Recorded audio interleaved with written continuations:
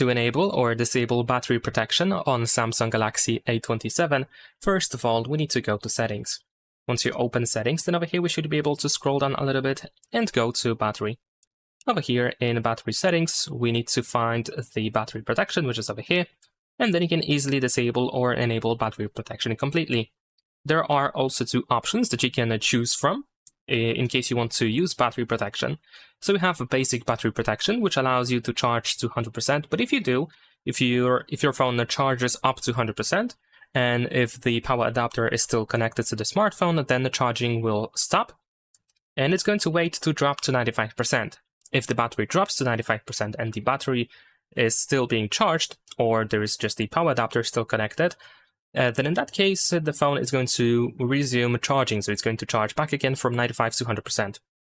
In the case of maximum battery protection, we can just set up the battery limit, which cannot be exceeded.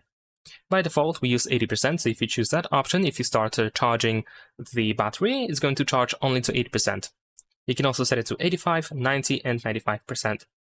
Also, if you use the basic protection, there is the sleep time protection, which is useful if you often charge your phone at night, which also sets up the 80% limit, but of course it can finish charging up to 100% before you wake up, at least in theory, and the phone might need some time to figure out when exactly it is supposed to start charging from 80 to 100%.